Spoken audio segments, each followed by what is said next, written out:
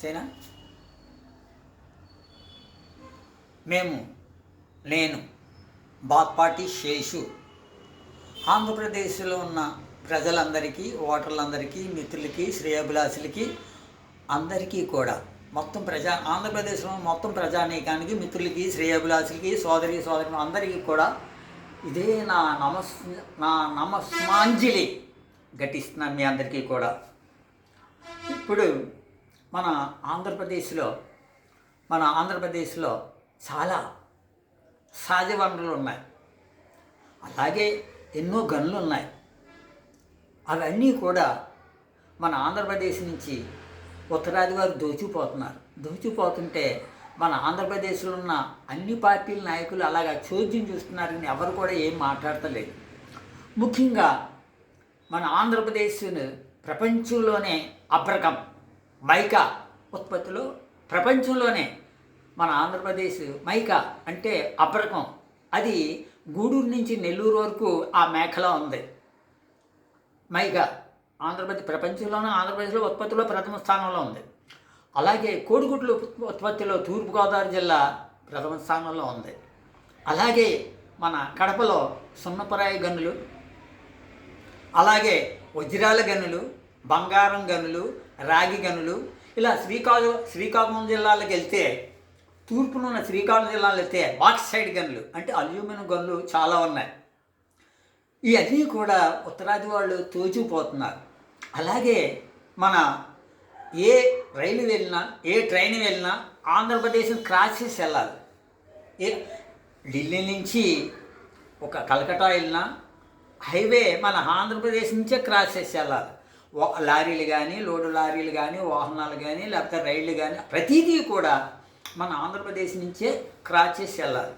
ఈ ఆదాయం చాలా వస్తుంది మన ఆంధ్రప్రదేశ్. అలాగే మీరు కొన్న ప్రతి లీటర్ పెట్రోల్లో 30 రూపాయలు ఆంధ్రప్రదేశ్ చెల్లుతుంది. ఎందుకని? మన కేంద్ర రాష్ట్రాలకు ఉమ్మడి జాబితా అని ఉంటుంది. అంటే కంజెంట్ ఒప్పందం అంటే దాన్ని కంజెంట్ ఒప్పందం అంటారు. దాని తెలుగులోని ఉమ్మడి జాబితా అంటారు. ఈ ఉమ్మడి జాబితా ప్రకారం మనం కొన్న ప్రతి లీటర్ పెట్రోల్లో ఆంధ్రప్రదేశ్ 30 రూపాయలు వస్తుంది. అలాగే డీజిల్లో కూడా 30 రూపాయలు వస్తుంది. అలాగే గ్యాస్లో 200 రూపాయలు వస్తుంది, జిఎస్టీ ట్యాక్స్ కాక. అలాగే మనకెన్నో అడవులు, అలాగే గనులు ఇవన్నీ ఉన్నాయి. అతిపెద్ద గ్యాస్ నిధి మన ఆంధ్రప్రదేశ్కి ఉంది.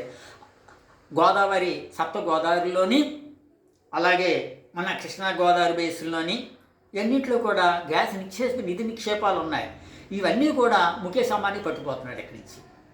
మన తూర్పుగోదావరి జిల్లా ఉన్న గ్యాస్ నిధి నిక్షేపాలు ఎక్కడా కూడా లేవు. సకినేటిపల్లి అవనండి, పాసరపూడి అవనండి, బైరపాలెం అవనండి, ఇంకోటి అనండి, మొత్తం అన్నీ కూడా ముఖేష్ అంబానీ పట్టుకుపోతున్నాడు. ఆడు పట్టుపోయి ఆడు కొడుకు పెళ్ళి చాలా ఘనంగా చేసేది. ఎవరి డబ్బది? మన ఆంధ్రప్రదేశ్లో డబ్బది, ఎవరితో కాదు. ఈ రోజున ముఖేష్ అంబానీ కొడుకు ఎక్కడో దుబాయ్లో 5,000 కోట్లతో భావం కట్టుకున్నాడు. ఇదంతా మన ఆంధ్రప్రదేశ్ డబ్బు. మన అన్ని పార్టీల నాయకులు కూడా చోద్యం చూస్తున్నారు. నేను బాత్పాటి శేషు చెప్పేది ఏంటంటే, ఇప్పటికైనా మనం ఆంధ్రప్రదేశ్ పౌరులందరూ కూడా, ఆంధ్రప్రదేశ్ పౌరులు, ఓటర్లు, మిత్రులు, శ్రేయోభిలాషులు అందరూ, ప్రజానీకం అందరూ కూడా మేల్కోవాలి. లేకపోతే మన భావితరాలకు మనం అన్యాయం చేసిన వాళ్ళు అవుతాం. ఇంకేం ఉండదు మనకి. ఈ రోజున ప్రస్తుతం ఉన్న ప్రభుత్వం వారు బస్సుల్లో ఆడవాళ్ళకి ఫ్రీ టికెట్ ఇచ్చారు. రేపు పొద్దున అది జరిగే పని ఏంటంటే, ఆడవాళ్ళు ఫ్రీ టికెట్ ఇవ్వడం వల్ల ఆర్టీసీ లాస్ అయిపోయింది, అంచేత ప్రైవేట్ పరం చేస్తున్నామని అంటారు. అది కొద్ది రోజుల్లో జరుగుతుంది. మొత్తం ఆర్టీసీని ప్రైవేట్ వాళ్ళకి అమ్మేస్తారు. ఈ రోజున మన ఎలక్ట్రికల్ డిపార్ట్మెంట్ను కూడా ప్రైవేట్ వాళ్ళకి అమ్మేశారు. అది 4 ముక్కలు చేశాడు. ఈయనే చేశాడు, ఇప్పుడున్న ముఖ్యమంత్రి చేశాడు. అప్పుడు చేశాడు, ఇప్పుడున్న ముఖ్యమంత్రి కూడా అదే చేస్తున్నాడు. మన ఆంధ్రప్రదేశ్లో విద్యుత్ శక్తి పవర్ ఎక్కడ ఏ రాష్ట్రంలో కూడా ఎంత విద్యుత్ సప్లై లేదు. అయినా కాకపోయినా ఇది 4 ముక్కలు చేసి వీళ్ళంతా పనిచేసుకుంటున్నారు. అందుచేతను అన్ని వనరులు కూడా, రాగి అవనండి, వజ్రాలు అవనండి, ఇనుము అవనండి, చిన్నపురాయి అవనండి, అన్నీ కూడా మన ఆంధ్రప్రదేశ్లో ఎటువంటి పరిశ్రమలు పెట్టకుండా వీళ్ళే చేస్తున్నారు. ఇప్పుడు మన తమిళనాడులో తీసుకున్నాం, దక్షిణ తమిళనాడులో తీసుకున్నాం.